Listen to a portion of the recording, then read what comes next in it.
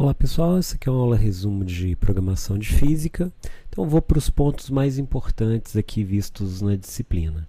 Então a primeira coisa aqui que a gente tem o conceito de motores de física, né, que são APIs, são bibliotecas que são incorporadas ao motor de jogos para o cálculo de física. Então os principais aqui são o PhysX, que é usado pela Unity e pela Unreal, e Bullet e Box 2D, que é usado pela Unity e pela Godot. Havok também é usada pela Unity e a Godot agora está usando a Jolt. Tá? Esses são os principais. Algumas são de código-fonte aberto, algumas são de código-fonte proprietário, né? Então, o PhysX, por exemplo, e a Havok são da NVIDIA e da Intel, enquanto outras são de código-fonte aberto. Então, a gente tem acesso lá no GitHub ao código delas. Com relação a objetos, a gente tem objetos que são estáticos, pode ser cinemático, pode ser dinâmico e pode ser só um trigger. Então a gente usa isso dentro dos jogos. Então, objetos estáticos são aqueles que a gente coloca um colisor e marca ele como estático. Então eles não têm nada de física além do colisor, que vai ser usado por outros objetos que se movem para cima deles. Então esses objetos estáticos eles não se movem. Então geralmente ali para fazer parede, chão e limites do cenário. Objetos cinemáticos são objetos que se movem, mas se movem com animação ou com código, né? Então pode estar usando ali um Lin2In, pode estar usando o código mesmo com Translate, pode estar usando um ciclo de animação usando Animator, né? Mas ele tem um rigid body e ele é marcado como cinemático, usado para colocar em plataformas, coisas móveis, mas que se movem por uma lógica muito pré-definida, por exemplo, a animação. Eles não se movem se alguém empurrar eles, né? Então eles se movem somente pela animação. Então puxar, empurrar, colidir com eles não fazem diferença para eles. Eles colidem com as outras coisas. As outras coisas não colidem contra ele, né? Não atuam sobre ele. Diferente do objeto dinâmico, que é esses em verdinho aqui que a gente está vendo na animação. Eles colidem com objetos estáticos, né, mas não fazem os estáticos se moverem, eles se movem. Eles colidem com os objetos dinâmicos, tá vendo que os objetos dinâmicos empurram eles, mas eles não empurram os objetos cinemáticos, né? Então o objeto dinâmico é o que sofre a ação de todo mundo. E o trigger é uma área só que dispara um colisor, né? Dispara uma chamada lá que houve colisão, mas para disparar algum tipo de evento, por exemplo, como se fosse um sensor de porta. Então, esses são as principais funcionalidades que a gente usa com objetos em física. Aqui alguma documentação da Unity. Aqui os principais componentes que são usados pela Unity. Então, geralmente a gente tem dentro de física os colisores, o rigid body e o character controller, que a gente usa ou um ou outro, o cloth para simular tecido e os de articulação e de automóvel, né, ou de veículo, tá? Colisor de terreno também. Depois a gente vai ver esse de veículo no outro módulo. Bom, isso tem na Unity, tem na Godot, tem no Unreal, todos eles têm mais ou menos os mesmos componentes. Então eu coloco aqui dentro do slide, né, os colisores e os componentes que a gente utiliza geralmente.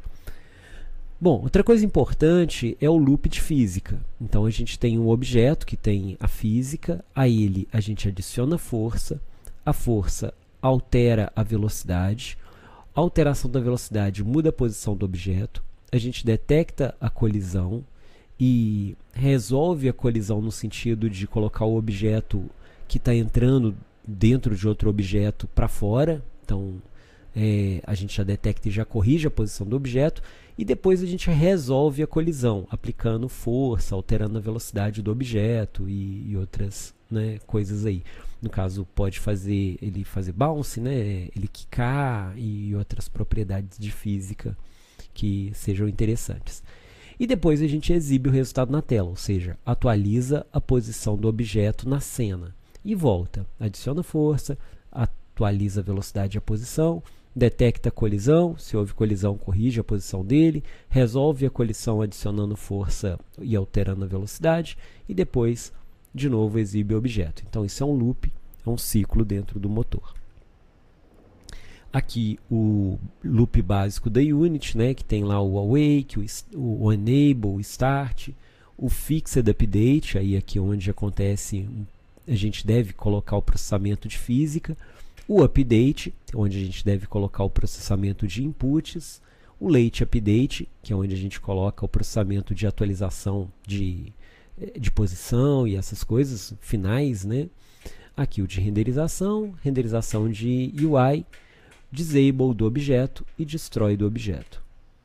Então aqui mostrando cada uma dessas etapas e o que é feito em cada uma delas, na ordem que acontece. Então awake, depois enable, depois start, fixed update, update, late update, UI, disable e destroy.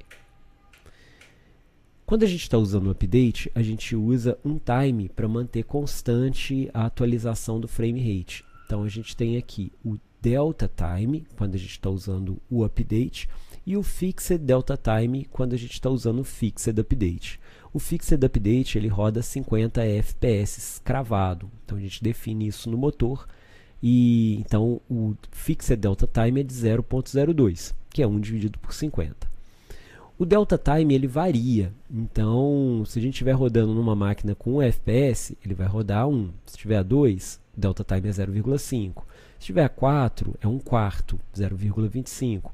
Se tiver a 10, é 0,1 e assim por diante. Então, quanto maior o número de quadros por segundo, ou seja, quanto maior o FPS, menor o número aqui do delta time. E o que isso faz é gerar uma amostragem do que seria o caminho do objeto. Então, se o objeto ele traçaria esse caminho, se eu tiver uma taxa de FPS baixo, eu tenho só alguns pontos de representação. Se eu aumentar um pouco mais, eu tenho já mais pontos, o movimento fica mais suave. Se eu tiver mais ainda, o movimento vai ficando cada vez mais perfeito, né? Mais suave. Só que o delta time ele varia, então ele não fica infinitamente usando valores menores, não. Vai chegar um ponto que ele vai fazer isso aqui. Tem hora que ele está rodando bem, tem hora que ele está rodando mal. Então, porque às vezes o processamento está sendo gasto em outra área. Então ele vai acabar comendo algum frame. Então aí por isso que dá aqueles problemas de lag no jogo, né? Então, quando o FPS não consegue se manter constante. Nesse caso, a gente sempre procura deixar dentro do update os inputs, que é o que é mais importante, que não pode falhar. Então aqui um exemplo de código, aqui um exemplo de código com movimentação, usando rigid body, usando character controller. Aqui as principais funcionalidades de colisão, né, entre os objetos. Então, um objeto game object normal, a gente move ele com translação, position, animation. Então, isso aqui a gente não deve usar, na verdade, o objeto desse jeito, mas é possível mover ele dessa forma. Ele colide contra qualquer objeto, porque ele tem colisor, mas ele não reage a nada, não chama um trigger enter, não chama um collision enter, não chama nada. Normalmente eu recomendo não faça o objeto game object normal ser movido. O objeto que deve ser movido é o objeto game object com rigid body marcado como cinemático, tá? Então esse aqui é o que é mais interessante para ser movido. Bom, trigger pode mover com translação, posição e animação, mesma coisa, porque ele é um game object, e ele vai chamar, ele colide contra rigid body cinemático ou rigid body mesmo e character controller. E ele chama o método onTriggerEnter se ele colidir com qualquer um desses. Character controller move com o comando move ou simple move. Não use translação ou position nele. Ele colide com qualquer tipo de game object ou trigger. E ele chama o onTriggerEnter ou o onCharacterController hit. O rigid body ele se move com linear velocity ou edge force. Ele colide contra todos os tipos de objeto e trigger. E ele chama onTrigger alguma coisa, onTriggerEnter, onTriggerStay, onTriggerExit, e o onCollision, onCollisionEnter, onCollisionStay e onCollisionExit. E o cinemático, mesma coisa, se move com translação e animação, não movo com adição de força nem velocidade, tá? Mas ele colide contra todas as outras coisas, então contra todos os objetos, e ele chama também o TriggerEnter e onCollisionEnter dos outros objetos. Bom, essa funcionalidade não tem mais na Unity, eles tiraram esse info aqui, mas ele era legal que ele mostra quando o objeto está dormindo. Então, um rigid body, quando ele bate em alguma coisa e para, ele acaba entrando no estado de hibernação para economizar um pouco de processamento. Então, ele marca aqui que ele está hibernando. Dá para desativar isso chamando o método rigidbody.awake, que é deixar ele sempre acordado. Bom, então esse foi o primeiro slide. No segundo slide, a gente viu um pouco sobre vetores. Então, os pontos mais importantes aqui de vetor. O vetor é uma estrutura de dados que tem... Deixa eu pegar o slide aqui. Esse aqui. Então, uma estrutura de dados que tem 3 valores float internamente, que define o que é o x, o y e o z. Normalmente, o vector 3 ele é usado tanto para referenciar ponto como direção. Então, cuidado com isso. Então, o ponto tem essa estrutura, o vetor também tem essa estrutura. Então, só que a gente vai usar sempre a mesma estrutura para as duas coisas. A Unity ela usa a mão esquerda como referência, como x, y e z, enquanto o Blender e outras ferramentas usam a mão direita, x, y e z. E aí eu falo um pouco de sistema de coordenadas, isso aqui não é muito importante por agora. A gente tem que saber o que é um valor escalar e o que é um vetor e o que é um ponto. Então, valores escalares são valores relacionados a um único número, né? Então, preço, massa, tamanho, então são valores escalares. Valores vetoriais indicam direção e sentido, né? A escala de um objeto, a força, a velocidade, a aceleração, são vetores. Aí eu explico o que é vetor, e o que é importante disso é que vetor ele tem direção e sentido e tem magnitude. Aqui, mesma direção e sentido, e aqui, apesar de direção e sentido diferente, são magnitudes iguais. Essa é a estrutura do vetor, então 3 floats. E aí eu falo das principais operações com vetores. Elas são, deixa eu passar aqui para frente. Então, um vetor indica direção e sentido, né? Então pode ser uma setinha. Então a gente pode representar na forma de ângulo ou na forma de vetor mesmo. Então isso aqui é para a direita, então seria apontando para cá. Aqui para cima, apontando para cima, então fica 0, 1. Para a esquerda, então fica negativo, apontando para cá, 180 graus. E para baixo, 270 graus, 0, menos 1. Caso aqui menos 1 em y. Então, isso aqui é a mesma coisa de falar que é o valor de cosseno de 0 graus e seno de 0 grau. Então, cosseno de 90 graus e aqui seno de 90 graus. E assim por diante. Bom, vamos aqui para as operações de vetores. Então, a gente tem a multiplicação, que a gente multiplica aqui distribuindo os valores, né? 3 vezes 1, 3 vezes 2, 3 vezes 0. Isso vale para vetores. Ponto a gente não escala, porque ponto é um objeto não escalável, né? Ele não tem dimensão nem sentido.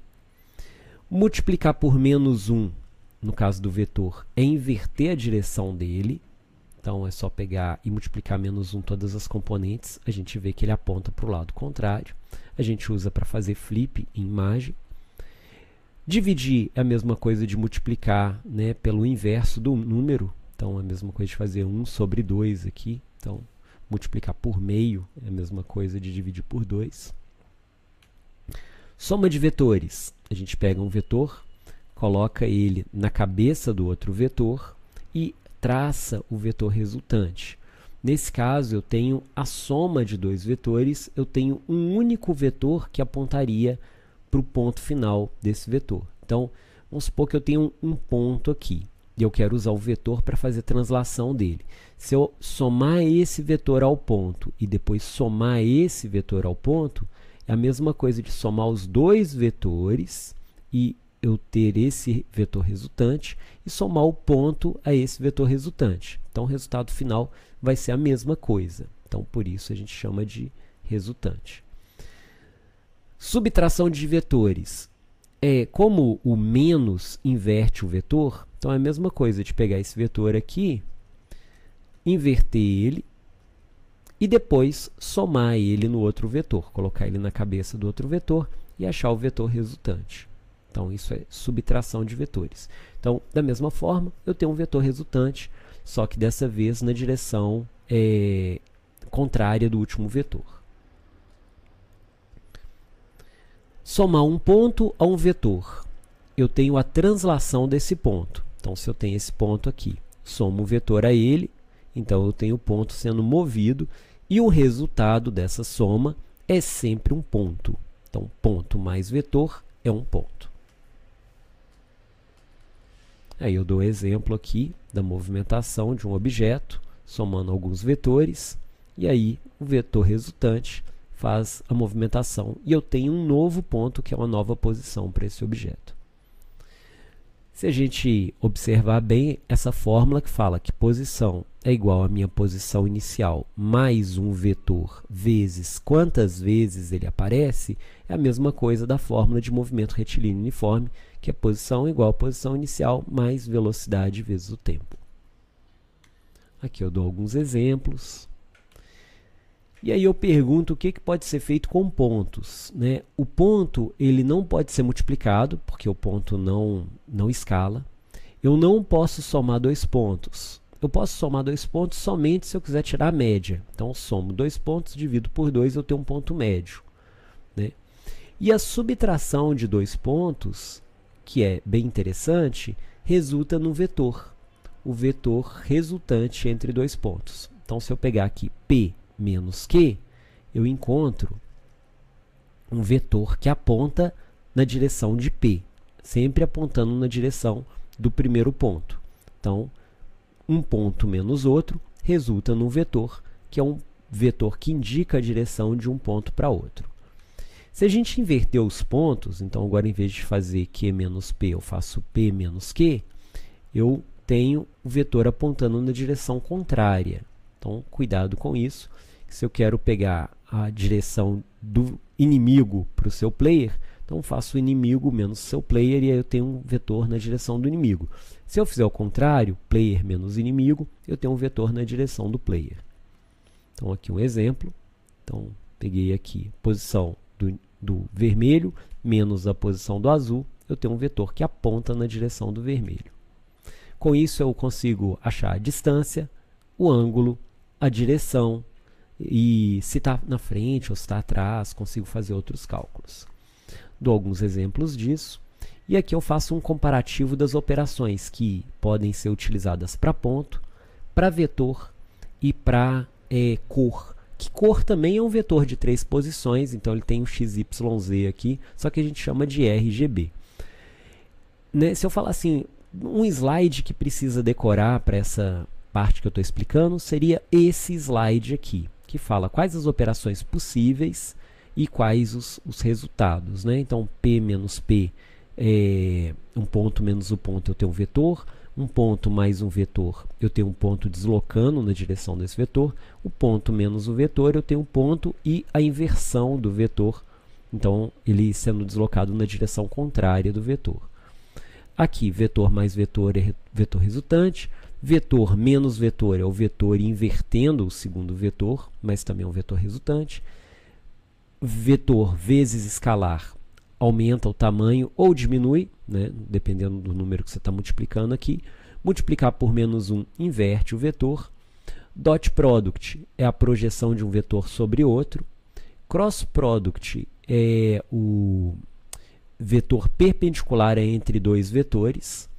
Projeção e reflexão e LERP a gente não viu. Normalizar, ele retorna um vetor no tamanho unitário. Então, se o vetor ele tem um tamanho 5, por exemplo, 5, 0. Se eu normalizar, ele vai virar 1, 0. Ele vai ficar no tamanho até 1, de menos 1 a 1. E magnitude, ele me retorna o tamanho do vetor. Então, de novo, o vetor 5 e 0, ele tem um tamanho, né? Se eu aplicar Pitágoras, eu vou ter o tamanho de 5 na direção para a direita. Então, normalizando é 1, 0 e a magnitude vira 5, 0. E com cores, eu não vou aprofundar em cores não, porque isso aqui é coisa da computação gráfica, mas também valem algumas operações aqui que a gente viu. O módulo, que é a magnitude, é aplicar Pitágoras. Então, a gente tem um resultado, deixa eu passar para frente aqui. Então, a gente tem um resultado assim. Se eu tenho o vetor 5 e 3, eu tenho 5 ao quadrado mais 3 ao quadrado e tiro a raiz quadrada, eu vou ter 5,83, que é esse tamanho aqui. Ele me dá um escalar, é um número que me indica qual que é o tamanho. Se eu esticasse uma régua aqui, eu encontraria esse tamanho nesse vetor.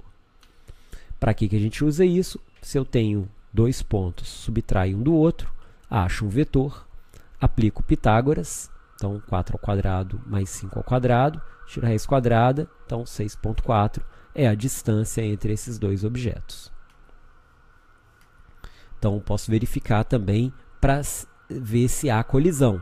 Se eu pegar, se a magnitude for menor do que um tamanho, aqui no caso pode ser um raio, então acontece a colisão. Ou eu posso falar com ele, anda na direção desse objeto até que você fique a uma distância de 3 metros. Então, ele está andando nessa direção. Normalizar o vetor. Então, você tem vetores, né? Se eu calculo aqui esse ponto menos esse ponto e esse ponto menos esse ponto, eu tenho esses dois vetores. Então, claramente, esses dois vetores têm o mesmo tamanho e mesma direção. Mas se eu pegar, nesse caso aqui, eu tenho a mesma direção, mas não o mesmo tamanho, não a mesma magnitude. Se eu normalizo esses vetores, tirando a raiz quadrada deles, né, e dividindo pelo tamanho, eu tenho dois vetores de tamanho 1. Então, eu posso comparar os dois e chegar à conclusão que é o mesmo vetor, porque eles apontam na mesma direção e sentido. Então, normalizando o vetor, então eu divido, né, o vetor pela magnitude dele. Então, aplico Pitágoras no vetor e depois pego o vetor e divido por esse resultado. Então, eu tenho ele normalizado. Aí eu falo um pouquinho de trigonometria aqui, porque eu vou falar de dot product, ou produto escalar. O produto escalar é o produto de dois vetores. Então, eu multiplico dois vetores, o vetor u e o vetor v, e o resultado dessa multiplicação me retorna um escalar. Por quê? Eu multiplico um pelo outro, o outro, né, o x, o y e o z, multiplico as componentes, depois somo tudo. Esse resultado ele é interessante porque ele retorna isso aqui. Se eu tenho esse vetor e este vetor aqui, o resultado do dot product é a projeção da sombra de um vetor sobre o outro. E ele retorna esse tamanho aqui. E esse resultado é muito útil para diversos cálculos, incluindo, né, cálculos de colisão, cálculos de reflexão de luz. Então, a gente usa ele para várias coisas. Bom, dentre as de física, aqui mais um exemplo. Então, esse vetor com dot product nesse vetor aqui. Então, a gente estende esse vetor, faz a projeção da sombra de um vetor sobre o outro, e a gente acha esse tamanho aqui, que é equivalente ao cosseno do ângulo entre eles. Bom, na prática, se eu tenho um vetor apontando para frente aqui, o forward do meu personagem, e um vetor que aponta na direção de um objeto qualquer, eu posso fazer a projeção desse vetor sobre o outro, eu acho esse tamanho, e se esse tamanho é um valor positivo, o objeto está na frente um do outro. Se ele está numa distância de 90 graus, numa posição de 90 graus, a projeção vai ser aqui no zero, porque cosseno de 90 graus é zero. Então, ele vai retornar 0 aqui como resultado. E se ele estiver atrás do objeto, a projeção vai dar um número negativo. Então, eu consigo determinar se ele está na frente, se ele está exatamente na frente, que vai retornar 1 se os vetores estiverem normalizados, vai retornar um número positivo se ele estiver em qualquer lugar aqui na frente, vai retornar 0 se ele estiver a 90 graus exatamente, qualquer valor negativo entre 0 e menos 1 se ele estiver atrás, e menos 1 se ele estiver a 180 graus do vetor frontal aqui do nosso objeto. Então, aqui um resumo do que o dot product retorna. Aqui o exemplo do que é a projeção de um vetor sobre outro vetor. Então, à medida que o ângulo vai chegando a 90 graus, a projeção vai se tornando 0, negativo, e depois vai aumentando de novo para menos 1, se o vetor estiver normalizado. Se ele tiver alguma magnitude, é a multiplicação dos módulos. Então, por exemplo, um vetor é unitário e outro vetor é tamanho 5. Então, o valor máximo seria 5, porque 1 vezes 5 dá 5. Aqui voltando, e ele volta a ficar positivo de novo, até dar o valor máximo, que no caso, se ele é unitário, vai ser 1.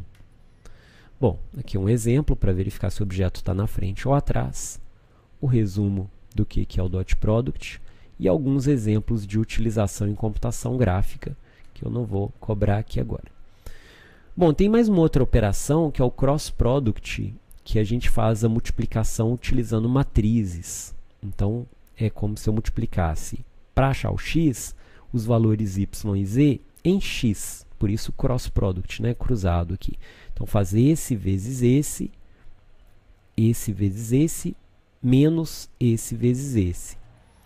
Para achar o y, então, x vezes z e z menos z vezes x. E para achar o z, eu faço com x e y. Então, repara que eu sempre uso os valores que não estou utilizando, né? O x, para achar o x, eu uso o y e o z. Para achar o y, eu uso o z e o x. E para achar o z, eu uso o x e o y. Isso me retorna um vetor perpendicular aos outros dois vetores. É útil para achar o vetor normal entre dois vetores. Aqui o cálculo para poder fazer isso. Então, a gente multiplica em x o y e z, menos o y e z, e assim por diante, né? Agora, existe uma ordem. Se eu fizer u vezes v, eu acho, utilizando a mão direita, eu acho o vetor que aponta para cima.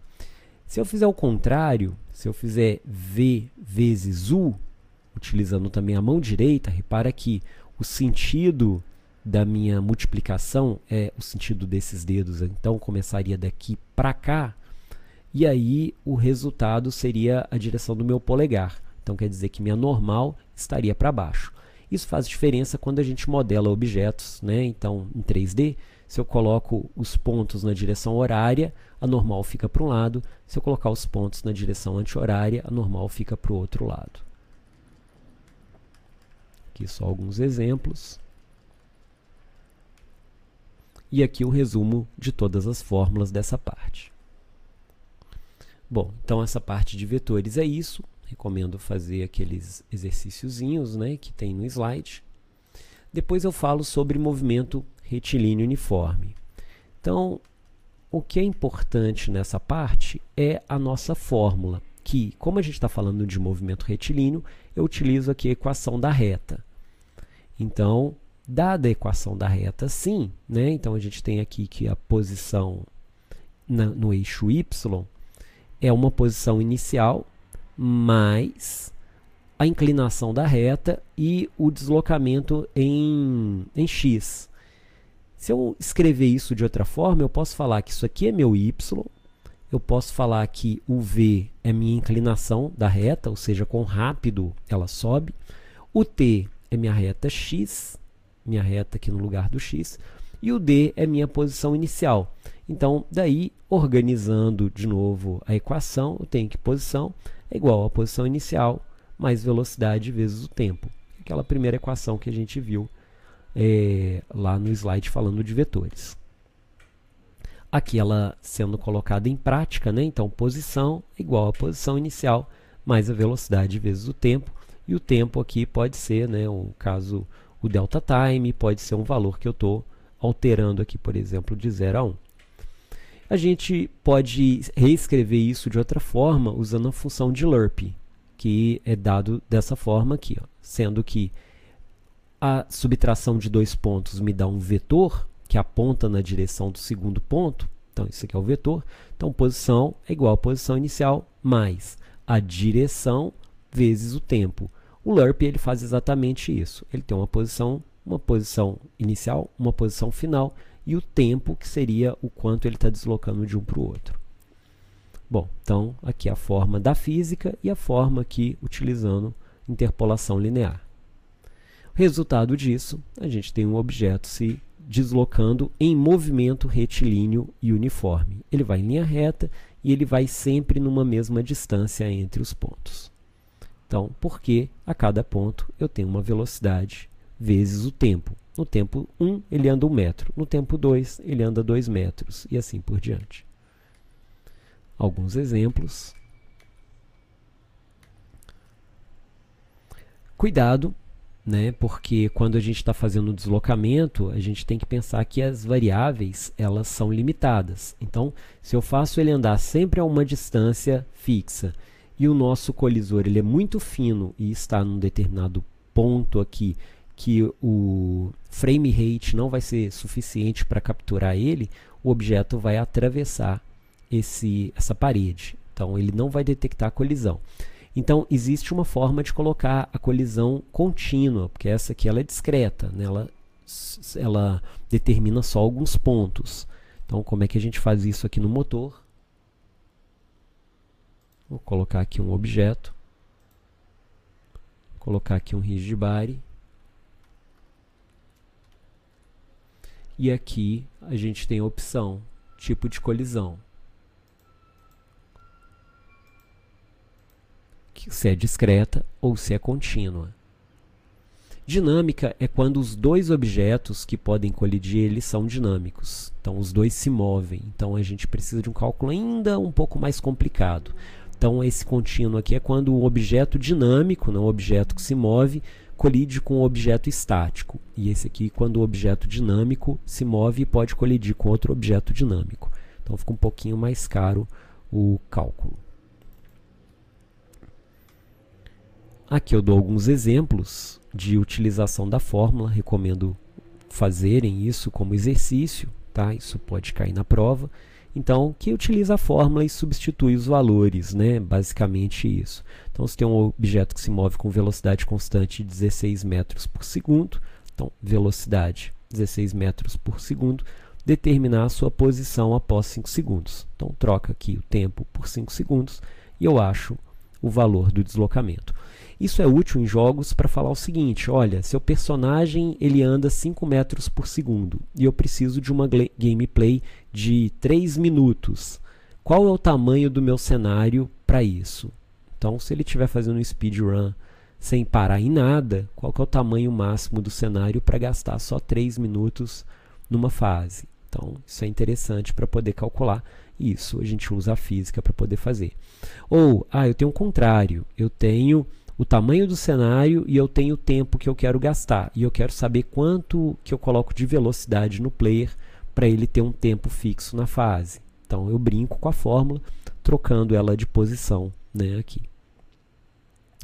E posso ter o contrário também. Se eu tenho um cenário de tanto de tamanho e eu tenho a velocidade do player tanto, qual que é o tempo que ele vai gastar para percorrer por essa fase se ele estiver fazendo speedrun? Né? No caso, sem parar em nada e sem usar nenhum recurso esquisito, né? Então, só correndo mesmo. Então, aí eu consigo calcular também. Aqui eu dou um exemplo de movimentação usando translação, movimentação usando character controller, simple move, que aplica gravidade no character controller, e aqui com rigid body usando velocity. Aqui um exemplo na Godot, para ver que é a mesma coisa. Então tem um input, em vez de ser position, na Godot é global position e a fórmula é a mesma. Mais igual a direção vezes speed vezes o tempo. E o tempo aqui na Godot, o delta time é isso aqui, ó, esse delta que vem dentro da função process. O process é equivalente ao update. Então, quem quiser depois experimentar. Então aqui com o character controller, não, aqui com o objeto normal, aqui com o rigid body, aí a gente coloca com set axis velocity, que é o mudar a velocidade, e aqui com o character controller, que usa o método move and slide. Bom, então isso foi o movimento retilíneo uniforme. Depois a gente fala sobre movimento retilíneo uniformemente acelerado.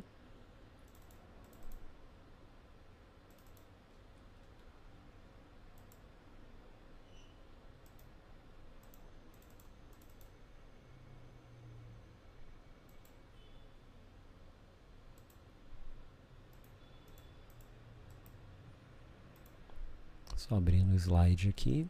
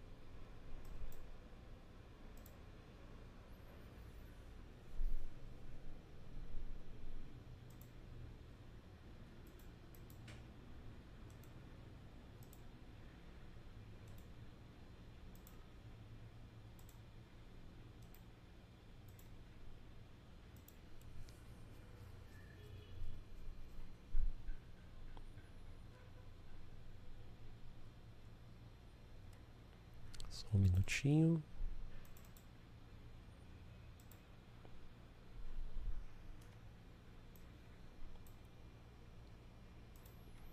Bom, então esse aqui eu falo do movimento acelerado. Então a gente tem a segunda lei de Newton, que é força igual a massa vezes aceleração, mas a gente usa essa fórmula ao contrário, que seria aceleração igual a força dividido pela massa, porque a força a gente atribui ela e a massa a gente já tem no objeto. Então a gente adiciona força, divide pela massa e acha a aceleração. Dessa aceleração, a gente calcula o que seria a velocidade. Então, velocidade é igual a velocidade inicial mais aceleração vezes o tempo. E aí a gente acha a velocidade e aplica na fórmula de posição. Posição é igual a posição inicial mais velocidade vezes o tempo. Aí é bom lembrar o seguinte, deixa eu pegar uma canetinha aqui, então que eu tenho aqui a aceleração é igual a força dividido pela massa. Uma coisa que eu acho importante saberem é que força é uma grandeza vetorial, então é um vetor, dividido pela massa. Massa é um escalar, então vetor dividido por um escalar dá um vetor. Então esse A aqui é vetor. Vou colocar aqui uma setinha em cima do que é vetor. Então isso aqui também é vetor. Então o A aqui ele é um vetor. Um vetor vezes um escalar, que o tempo aqui é um valor, né, um número, então eu vou ter um vetor. Então, velocidade é um vetor e aqui velocidade final é um vetor. Então, um vetor mais um vetor dá um vetor resultante. Então, isso aqui também é um vetor. Então, velocidade é um vetor vezes um escalar me retorna um vetor escalado, um vetor com tamanho diferente. E esse cara aqui é um ponto. Então, esse ponto, né, que indica uma posição no espaço, mais um vetor faz um deslocamento. Então, eu tenho aqui um ponto deslocado no espaço. Por isso, eu faço ele se mover. Então, aqui o resumo dessas formulazinhas que a gente usa lá no motor de física quando a gente usa Eddy Force. Se a gente dá o Eddy Force Force Mode, a gente adiciona força e divide pela massa. Se a gente der um Eddy Force Acceleration, ele aplica direto na aceleração, pulando essa etapa aqui do código. Se a gente dá um Eddy Force Velocity Change, a gente muda a velocidade diretamente, sem dividir pela massa, nem multiplicar por esse primeiro delta time. E se a gente colocar Impulse, ele calcula baseado na massa. Então, é como se ele dividisse a velocidade que você está adicionando pela massa antes de dar o resultado. Bom, aqui alguns exemplos já resolvidos.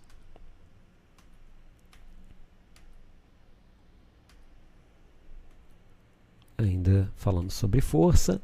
Gravidade. Então, a equação da gravidade é essa, mas a gente pode simplesmente aplicar tudo aquilo que a gente viu. Tá? Essa equação aqui é importante, que é a que calcula quanto de força um determinado planeta tem, onde isso aqui é a constante gravitacional, isso é a massa do planeta, isso é a massa do objeto que a gente está atraindo, e isso aqui é a distância entre os dois, ao quadrado. Então, a gente pode calcular a massa de qualquer planeta, né?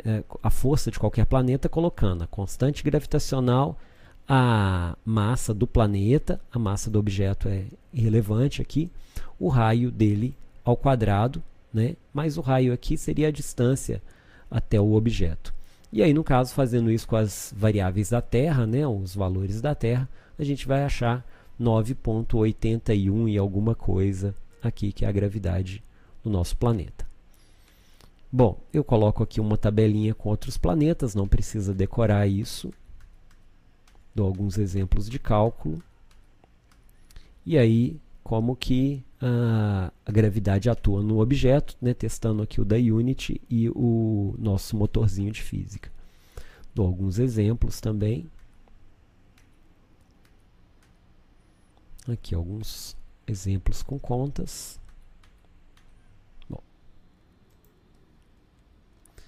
Depois eu falo sobre gravitação.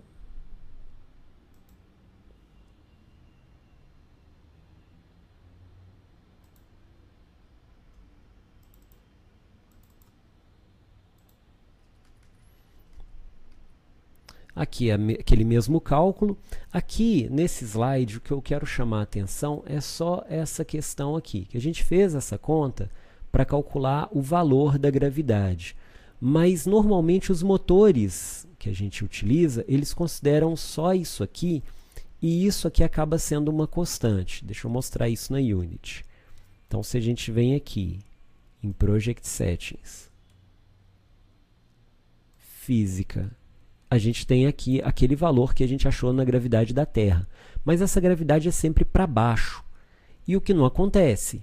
Ela, na verdade, é uma gravidade em direção a um determinado objeto, né? Então, se a gente tem um planeta aqui e tem um objeto aqui, esse objeto vai ser puxado nessa direção, para baixo. Mas se o objeto estiver aqui, ele vai ser puxado nessa direção. Então, isso aqui é um vetor normalizado que aponta na direção do núcleo do planeta. Então, isso aqui pode ser calculado, fazendo, né, calculando aqui a posição do planeta menos a posição do seu objeto. Você tem um vetor que aponta na direção dele, normaliza isso, né? Então ele vai virar um vetor unitário que aponta na direção do planeta. E eu multiplico isso pela gravidade que a gente já calculou com aquela fórmula. Então essa aqui é a parte mais importante desse slide. E aí interessante também saber o conceito que colocar em órbita é jogar o objeto, mas num ponto que ele anda para frente e cai numa mesma constante, que ele vai andar para frente e vai cair, ele vai andar para frente e vai cair, e assim ele vai circundando, né, o nosso planeta. Então, o tanto que ele anda para frente é o tanto que ele cai, e aí ele mantém aqui uma distância constante do planeta, então ele fica em órbita. Tem alguma lei de Kepler aqui que é interessante, né, que o objeto ele varre áreas iguais. Então, quando ele está aqui, ele vai andar devagarzinho, mas ele tem uma distância muito grande. Aqui, ele tem uma distância pequena e ele vai rodar muito mais rápido. No final das contas, essa área aqui é igual a essa área aqui. Então, quando a gente vê isso funcionando no motor, é interessante que a gente vai ver ele andando devagarzinho aqui. Ele vem, acelera, começa a andar muito rápido, depois passa a ficar mais devagar aqui de novo, vem devagarzinho, depois acelera de novo, e assim vai. Com isso, a gente entende também que essa energia cinética, que é essa velocidade que ele percorre a parte que está mais próxima do planeta, vai se transformando em energia potencial, que é a energia que ele tem potencial de se mover. E aí, quando ele chega aqui no topo, a energia potencial é máxima e a cinética é mínima.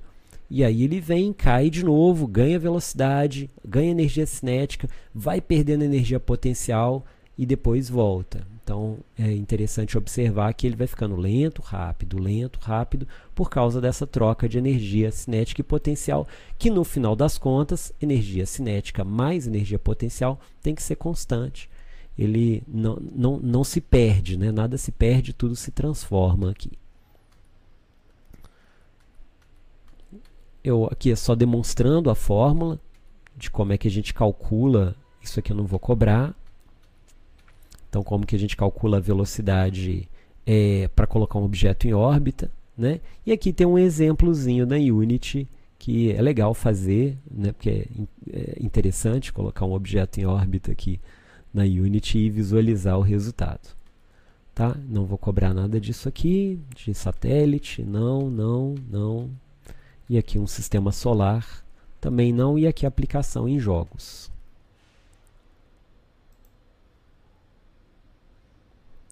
Depois eu falo sobre movimento composto.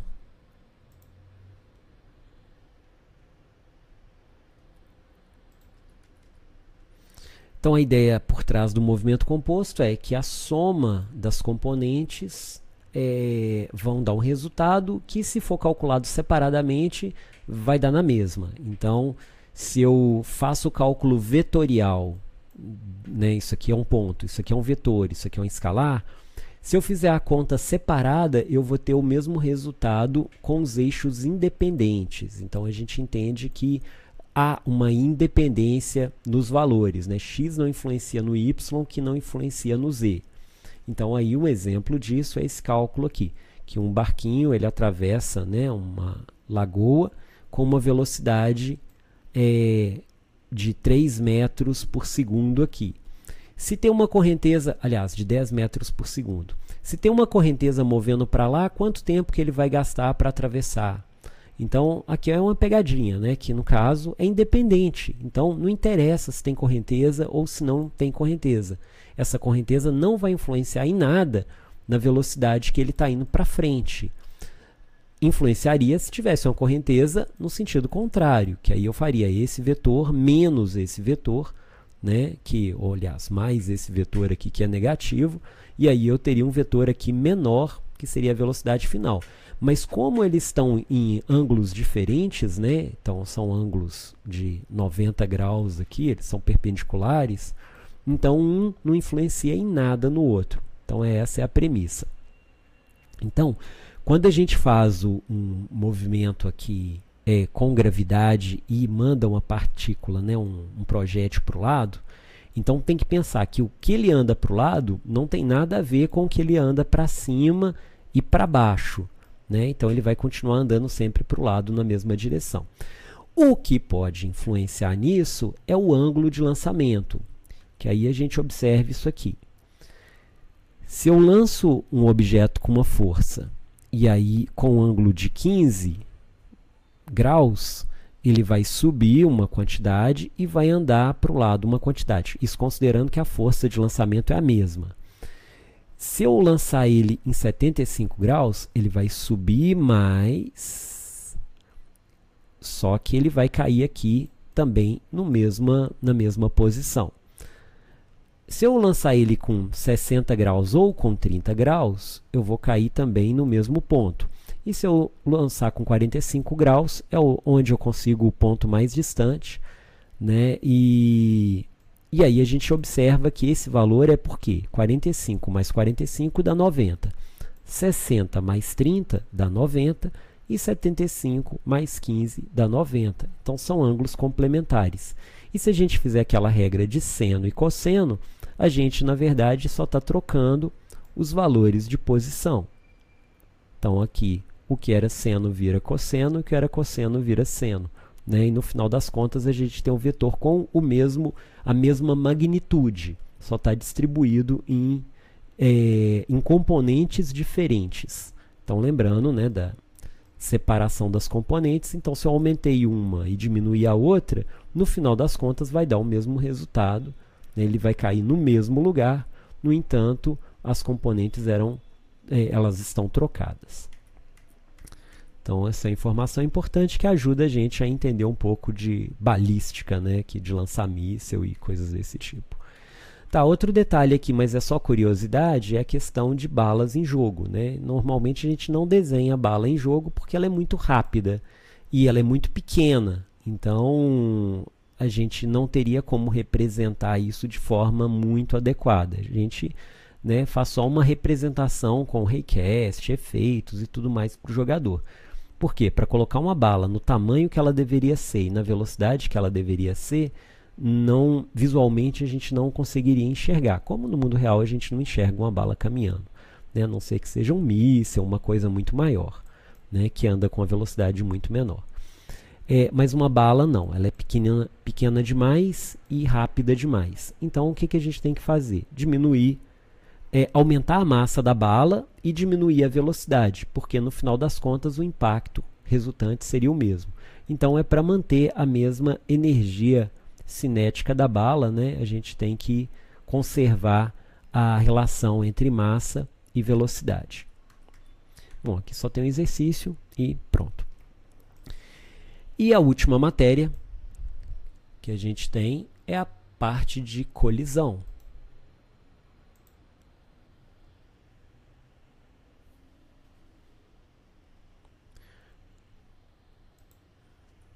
Que aí principalmente é falar sobre o loop, novamente aqui o loop de física, né? Então a gente tem que considerar que o objeto, a gente adiciona força nele, a gente atualiza a velocidade e a posição por aquelas equações de d igual a d0 mais vt, né, e a de aceleração. A gente detecta a colisão, que é isso aqui que a gente vai falar agora. A gente resolve a colisão, que é colocar o objeto na posição correta, e depois a gente aplica a ação e reação para que ele se mova na direção correta depois do impacto. E depois a gente visualiza isso atualizando a posição dele na tela. Então, a colisão ela é dada por alguma forma, e as principais são essas aqui. A esfera, um box alinhado com os eixos. E quando eu falo alinhado com os eixos é porque aqui é o eixo X e aqui o eixo Y, e ele está alinhado com esses dois eixos. Tem um box rotacionado, então ele é orientado, bounding box, né? Então orientated bounding box. E tem os que criam uma espécie de invólucro aqui no objeto, né? Então ele cria uma mesh simplificada que envolve o próprio objeto. Bom, a mais simples dela é o cálculo de ponto e circunferência ou esfera, tanto faz se é 2D ou 3D. A circunferência e a esfera ela é definida por um centro e um raio. Então aí o que eu faço é, eu pego um ponto qualquer, faço ponto menos o centro, acho um vetor, calculo a distância desse vetor, e se essa distância, no caso aplicando Pitágoras, né, o módulo desse vetor, for menor ou igual ao raio, então ele colide. E se ele colide e eu quiser corrigir, né, por exemplo, vamos supor que o objeto está aqui dentro.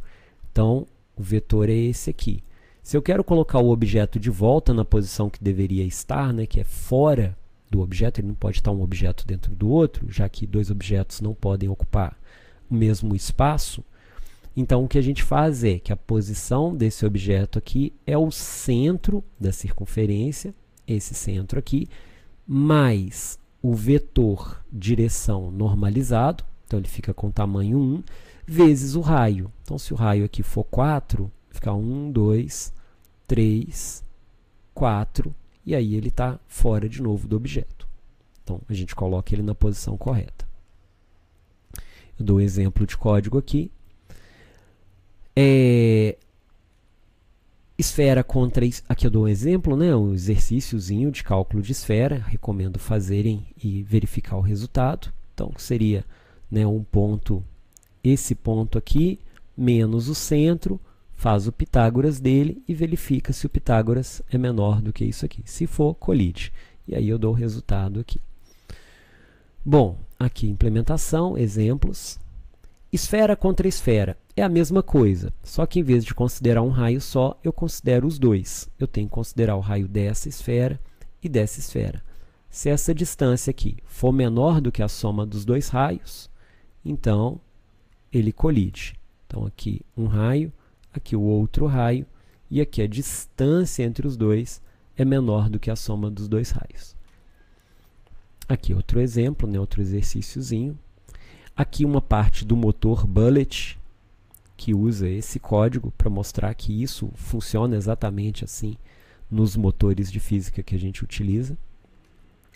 Exemplo, exemplo.